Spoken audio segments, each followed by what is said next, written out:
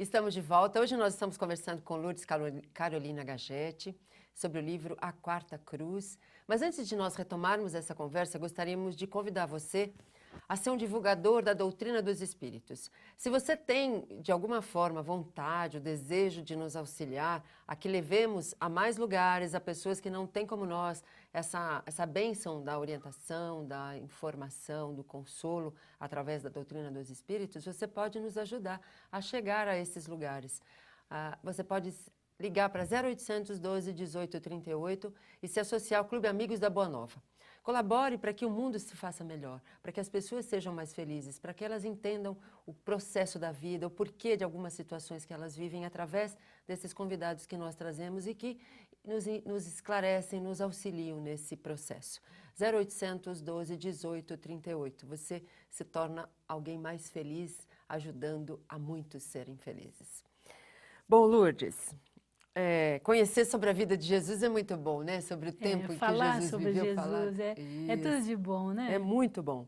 E é o que o Salvatore fala na história, que ele perdeu uma oportunidade, ele caminhou ao lado de Jesus, né? E não desfrutou tudo e não assimilou tudo o que ele podia. E ele diz assim, se eu tivesse feito isso, eu hoje estaria mais feliz. Né? Exatamente. Ele esteve assim, junto à fonte e morreu de sede, né, Marisa? Ele disse, podia estar à sombra da árvore, mas não fiquei, né? Agora, e quantos de nós, né, Maria Zilda, até hoje, muitas vezes a gente pensa, poxa vida e tal, mas, por outro lado, nós temos também ainda hoje o Espiritismo, né? Sim. O Espiritismo que veio lembrar, né, o cristianismo. O Espiritismo é o cristianismo. Veio reviver, na verdade, acho, né? Redivivo, né? Então, mesmo hoje que nós já tivemos Jesus, já tivemos o Espiritismo, que traz para a gente tanto aprendizado, que traz tanta informação para que a gente, diante dessas informações, se torne melhores pessoas, mesmo assim a gente ainda reluta, né? Ainda perdemos oportunidades. Mesmo assim nós perdemos oportunidades de seguir Jesus, de caminhar mais assim verticalmente, sem dar tantas curvas, né? É por isso que enfocamos, o Espiritismo enfoca sempre a necessidade da reformulação interior, da reforma íntima. E todos os dias nós temos que lembrar realmente de Jesus, o que ele veio trazer para nós, né? A Boa Nova, o Espiritismo, as verdades que o Espiritismo traz para a gente, que só o fato do Espiritismo falar sobre a reencarnação já é um grande alívio para a gente, porque eu, por exemplo, quando era pequena, quando era menor, assim, eu ainda sou pequena, né? Não cresci muito. Quando você era jovem, quando era menina, quando nós éramos meninas, né? E eu ficava questionando, falava, meu Deus, mas puxa vida, se eu não fiz nada de tão errado assim, porque eu cometi, de repente, no momento de insânia, no momento de ignorância, cometi um ato negativo, não é justo que eu vá padecer lá no inferno, né? Sim. Então, o Espiritismo esclarece para a gente o que é o inferno, o que é céu, como se processa a justiça divina, tudo de uma maneira tão racional. E hoje também nós temos tudo isso.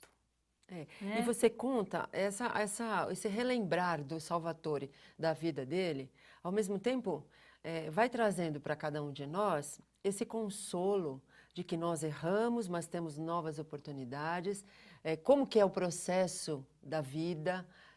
Nessa história dele, você vê uma porção de ensinamentos importantes que nos consolam e que, ao mesmo tempo, nos estimulam a seguir avante. Né, a não ficar... a gente estava até comentando de uma frase, algumas frases são impactantes na história, né? Mas eu acho que, para resumir isso que nós estamos falando, essa coisa de seguir em direção ascensional, né? Ele tem uma frase que diz assim, não visite mais o fosso sombrio da mente, Salvatore, diz o espírito que é o que está cuidando dele, né? O Davi. Senão para consubstanciar aprendizado. Nós hoje temos depressão, sofremos doenças aí psíquicas, enfim, uma porção de sofrimento por conta de relembrarmos o passado agora, esse atual nosso, né? E nos criticarmos e sentirmos remorso e sentirmos culpa. E aqui ele fala, você pode utilizar dessas memórias, dessas lembranças, mas que elas sejam para o seu aprendizado, né? Exatamente. Então eu acho isso importantíssimo para nós, né? Muito importante, até porque se você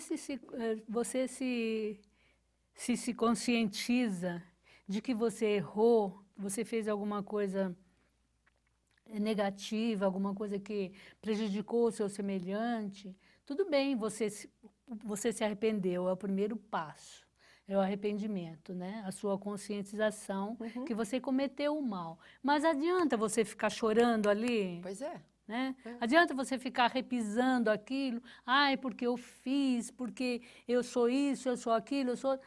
Sabe, o remorso sem resposta no bem, ele é nulo, ele é até prejudicial, né? Nós podemos saldar, vamos dizer assim, as nossas dívidas, nossos problemas kármicos, através do amor, da bondade. Então, se conscientizou. Tá com remorso, fica repisando no remorso, você vai só se prejudicar. Vai calar, vai criar raízes mais profundas ainda, né? No seu corpo perispiritual, aquelas sequelas, aquelas coisas oriundas desse remorso sem produção nenhuma. Pois é. Então, fez algum mal? Fiz. Bom, e agora? Vou ficar chorando? Não, não vou. Eu vou procurar trabalhar no bem, vou procurar reverter essa situação.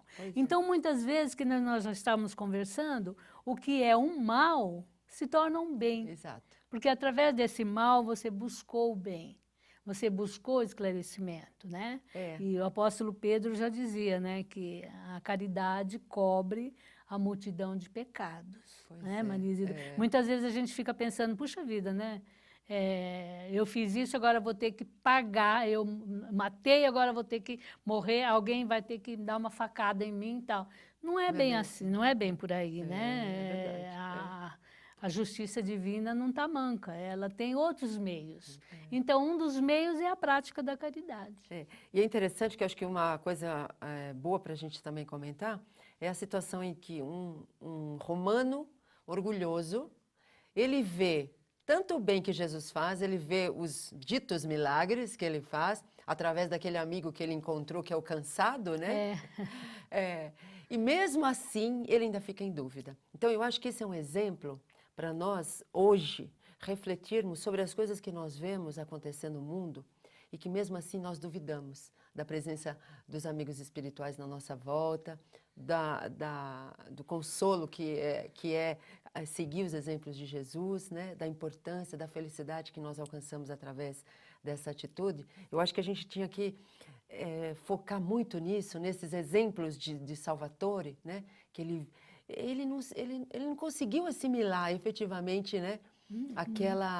Aquele bem que Jesus fazia para nós. Eu acho que nós vamos falar isso no próximo bloco, tá bom? Ah, tá bom. Tá bom, Lourdes? Tá ótimo. Nós vamos a um breve intervalo e já voltamos.